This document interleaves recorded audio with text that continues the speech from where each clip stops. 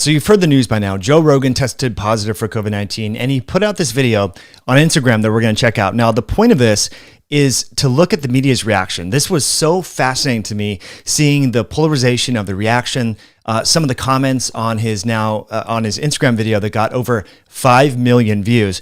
And I was reading some of the comments, and it was just mind-blowing how polarizing this whole conversation is. Number one, I think the real reaction to this, and we're going to play the video shortly. I'm sure by now you've seen this because, again, it's been widely distributed and repurposed all throughout the web.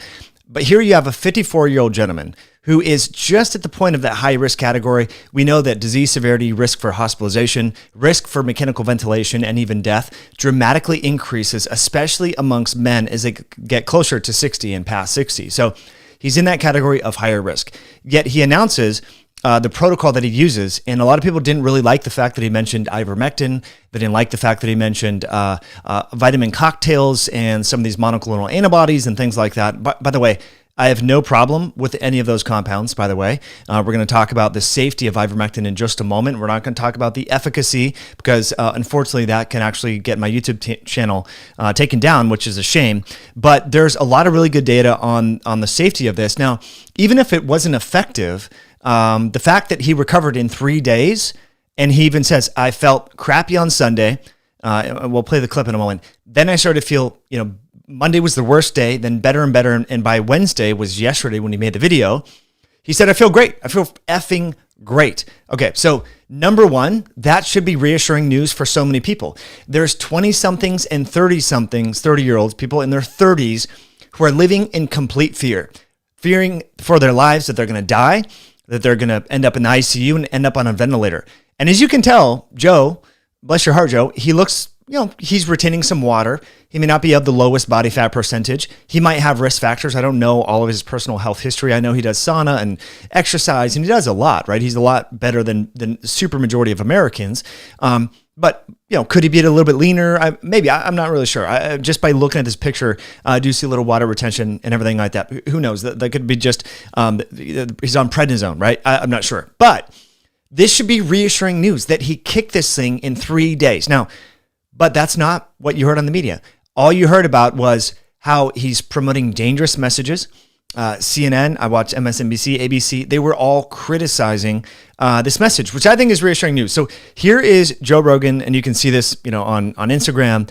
When I share this, it was, I can't remember, it was, 6 million views or 5.9 million views. So here he goes, talking about his timeline, and then we're going to talk about some of the things that he used and look at some resources for that. So here we go. And throughout the night, I got fevers and sweats, and I knew what was going on. So I got up in the morning, got tested, and turns out I got COVID. So we immediately threw the kitchen sink at it. All kinds of meds, monoclonal antibodies, ivermectin, Z-Pak, prednisone, everything. And I also got an NAD drip and a vitamin drip, and I did that 3 days in a row. And so here we are on Wednesday, and I feel great. I really only had one bad day. Sunday sucked, but Monday was better. Tuesday felt better than Monday, and today I feel good. I actually feel pretty fucking good. And throughout... Okay, so how is that controversial? I really don't understand how you have a gentleman who's 54, he has a busy life, and he does pretty well in terms of recovering, a quick recovery. I will say that when I was at 38 years old, when I got COVID, yeah, it was about 3 days for me as well, but I have like a 20-year age difference, plus or minus, right? So why are we being critical of this? Why aren't we being curious about the fact that, wow, hey, you're, coming into the age of high risk, categories and things like that. We know, let's learn more about, hey, Joe, what exactly did you take? When did you take the monoclonal antibodies? How much ivermectin per, kilogram of body weight did you use? What was the rationale behind the prednisone? What are all these things? Tell us more about this NAD drip. What did you notice afterwards? And why did you choose to decide to use NAD as opposed to some of the other things? Like, tell us more. This is what science is about, my friends. Science is about asking questions.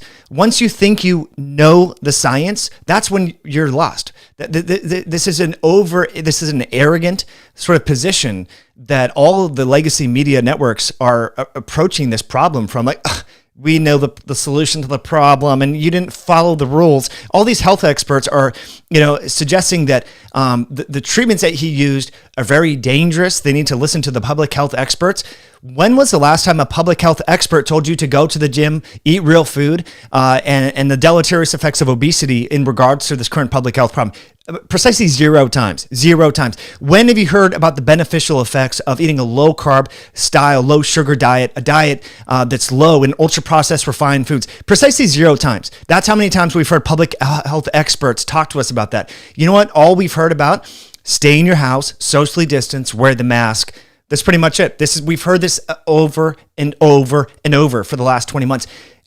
Friends, isn't it time that we start to sort of ask different questions and think, okay, well, what else can we do besides stay in your house forever, wear a mask, and never see your family or friends?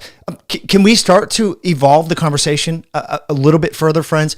I mean, this is what science is about. So I do not understand why people are pissed off at the fact that he recovered in 3 days. It's like, dude, this should be good news. This should be reassuring news for your 7-year-old who's got a face shield in, first grade or whatever. I mean, I just saw the other day, my daughter is back in school, and I saw this child, bless his heart.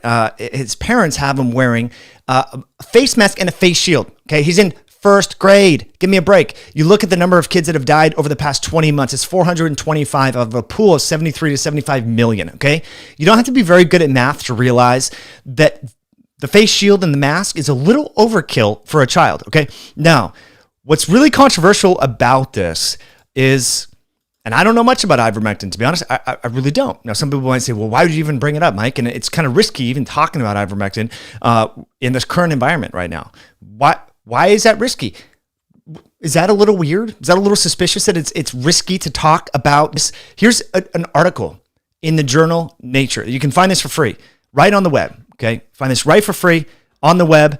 I did some quick research on ivermectin earlier. I was wondering, how does this anti-helminth drug that's been used since 1975, Merck used to make it, by the way. It's a potent anti-helminth, and Merck made it and so forth. It's been used in remote parts of Africa and Latin America, and some experts regard it as one of the greatest health interventions in the past 50 years. Okay, the history of ivermectin and ivermectin. It's a macrocyclic lactone antiparasitic agent. It's been used to treat onchocerciasis and lymphatic filiasis. So these are both caused by parasites in tropical regions throughout the world. And this contributes to a lot of problems in folks in Latin America. Here's another paper on this.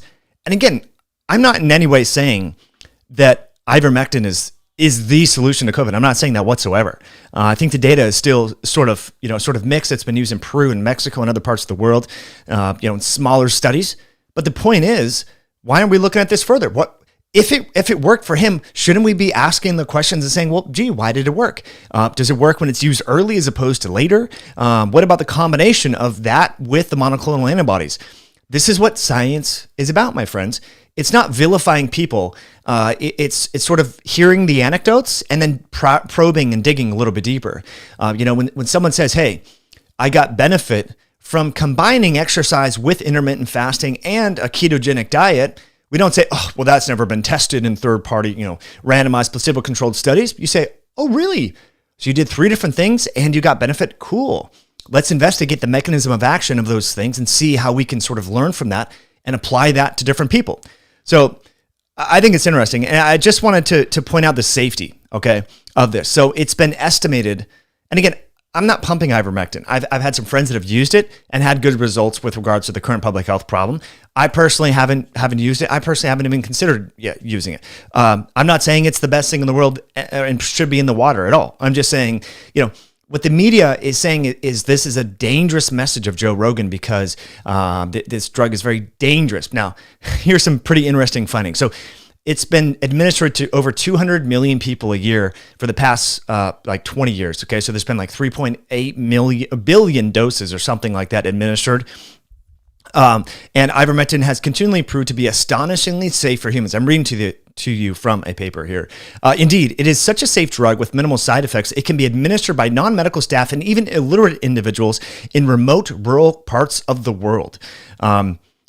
So that have people that have very basic rudimentary training. So the fact that the media is hanging their shingle on this thing that is so dangerous, like what Joe said is so dangerous. Like, oh my gosh, so dangerous. It's like, well, how is it so dangerous? I thought we're all about saving lives. I mean, this has been the message for years.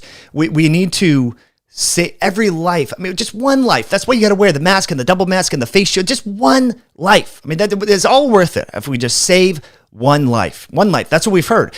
Well, what if ivermectin could just save one life? Shouldn't we pay attention? I mean, because 5 seconds ago, everyone cared about just one life. We just, oh my God. That was the message for 18 months. And if you did anything to the contrary, if you didn't wear a facial covering, if you had a party, if you went on an airplane, you were risking lives, and that was bad. But yet we have someone who says they benefited from a cocktail approach. Why aren't we studying that? Why aren't we investigating? What would be cool is if CNN or ABC or whoever called Joe Rogan or emailed him or his team and said, hey, look, we would like to speak with your physician and interview him or her and talk about the rationale behind these different compounds. And then maybe set up a small, beta study and see. Because look, we've heard for a month now, hospitals are overfilled. They're overfilled, and so therefore, people with sort of heart attacks and other sort of acute issues, they don't have a hospital bed. So okay, well, if we have a treatment that can help prevent someone from going to the ICU, shouldn't we be asking? Well, hey, tell us more about it. Tell us why you did what you did. No. That would be in a rational world. We would have heard those questions being asked, wouldn't we? But we don't live in a rational world anymore, friends. The truth, what are facts anymore? What do they even mean? What does it even matter when you present facts to people and you say that there are 75 million kids in the US and 425 have died over the course of 20 months. So therefore, we probably shouldn't need to mask kids for 8 hours a day. They don't even hear that. 425, 75 million. It's like, it just goes like this, right over their head. They don't even, it's all emotionally driven. And science is based on logic, facts, data, not emotion. We're not, the field of psychology deals with emotions and feelings and intuition and this and that. But we're talking about infectious disease. It should be based on facts, on data. Start of the data comes from collecting anecdotes and hearing from the anecdotes that leads to case studies. Case studies lead to small little proof of concept, smaller trials. And then eventually you have a randomized placebo-controlled blinded study in RCT. And that's where we can further figure out, are these things effective in large heterogeneous populations? That's what science is based on. So I just don't understand why people are upset that he said he got benefit. Now, look, I understand some people are like, okay, well, Joe Rogan has money, he has connections, so he got early access to Regeneron, and so therefore, that's privileged. So that's why some people are upset with this. Okay, I hear you out, but remember, Ron DeSantis was getting completely ridiculed in Florida for opening up centers, essentially where people just go off the street. If you feel like you're getting COVID, you test positive, you can go you don't even need to see a doctor. You can go get an IV of Regeneron. This, by the way, super safe. I've had questions about this. Hey, Mike, I've heard about these monoclonal antibodies. Are they good or are they bad? Totally for it, 100%. Like, I don't think there's any downside to my knowledge. These are synthesized in a lab, and what they do is they neutralize the spike protein of SARS-CoV-2. Completely fine with me. Awesome. But I remember just 5 seconds ago, Ron DeSantis was a big jerk for doing this, right? It's just like you can tell the politics gets so baked into this conversation. It's hard to know, like, to disentangle. Okay, what is really facts versus thinly veiled, science disguised, or politics disguised as science? I don't know. It gets frustrating, friends. But let's get into some studies here and talk about a few things. If you're enjoying this live video, you can hit that like button. And if you thought this was helpful, if you're watching the replay, You can subscribe so you get a little ping when we launch new videos like this. Now, again, I can't dive into some of the details on some of these different things, but I think this is just so interesting. Ellen says, yeah, the media are not doctors nor public health experts. Yeah, I'm with you. Ellen, basic attention woman, says, yes, let's put these different ingredients into our body that hasn't been tested together, but you won't take. Okay, so this is an interesting comment here from basic attention woman. And it has to do with the fact that Joe Rogan won't take the vaccine, but he will do this cocktail, right? Okay, yeah, that's a warranted critique. I want to hear both sides. I just don't want to hear the sides that support my bias. Basic attention woman, you have a good point. Okay, Living for the Soul says, Claire, I'm sure he has resources to have his own doctor's experts on retainer. I would. Yes. Okay. What else do we have? Gina says, I've heard multiple people get better. Yep. Okay. What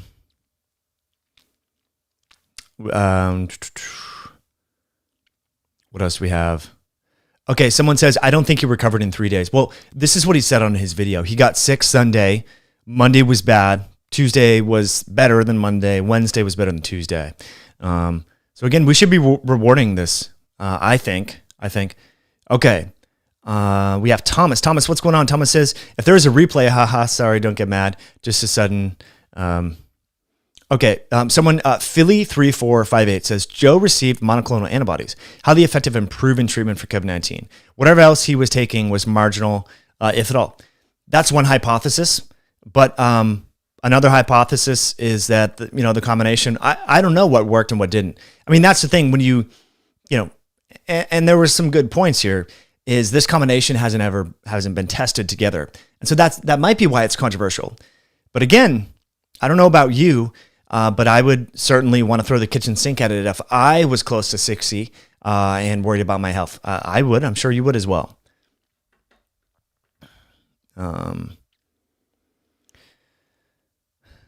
Okay.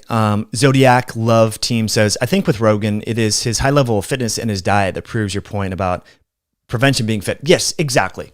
So I think that is interesting, is not only just the treatments, being controversial or not. It's like, what was his lifestyle leading up to this? He goes in the sauna. He's been exercising for a very long time, high level athlete.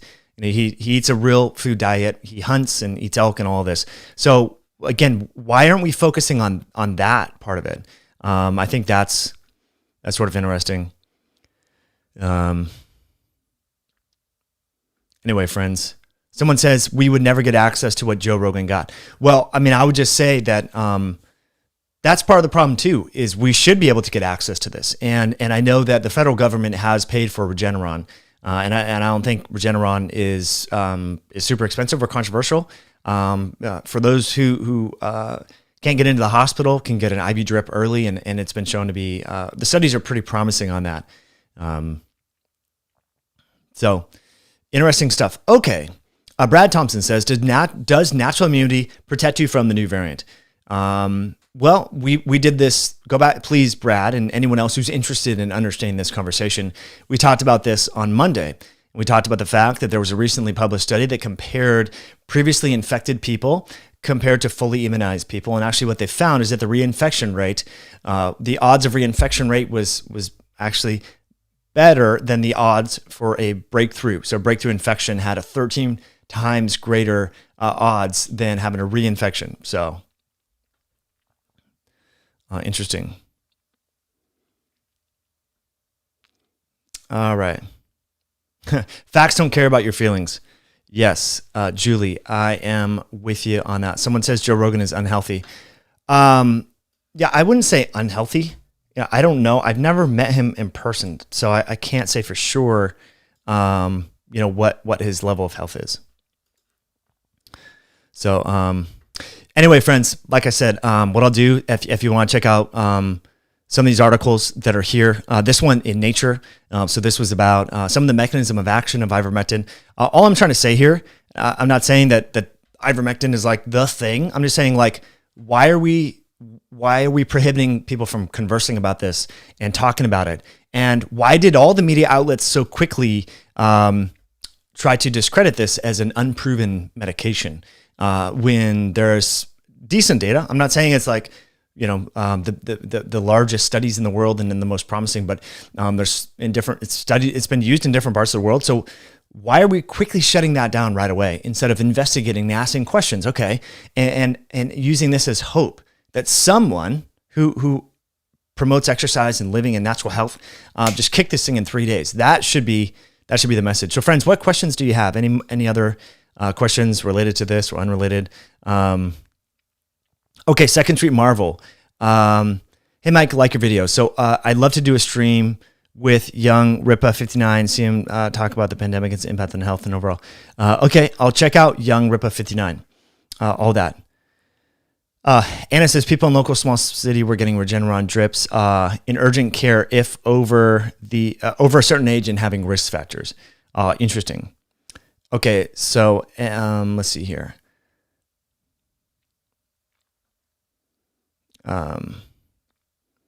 Sunny says ketamine was used in veterinary drug and now it's used for humans for depression. Yeah, I mean, this is the thing, so this article that I was diving into,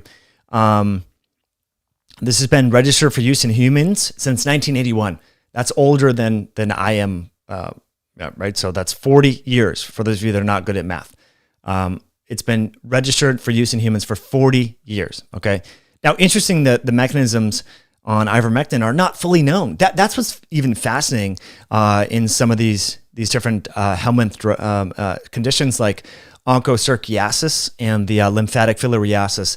The mechanism for how it improves those devastating conditions in individuals living in poverty in third world countries throughout the world is not fully understood. So shouldn't we be, before we just throw this out with the bathwater and just say this is garbage, shouldn't we be sort of saying, hey, well, we're hearing these reports of this. Why aren't we looking at this? I'm not really sure why that's the case. Okay. Let's see here. So Aerosmith.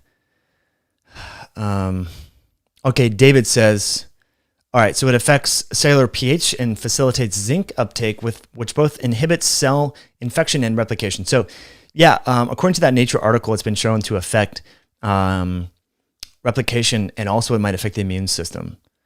Okay. Swamp Hawk, what's happening? Okay, ivermectin will soon be recognized as more effective than hydroxychloroquine. Yeah, maybe. I'm not sure. Oh my gosh, Adrian, you got to read that comment. Read the comment from Adrian. It's pretty interesting. Friends, if you want this shirt, you can't beat this if you're eating the crap. Check it out. Links are below over at myoscience.com.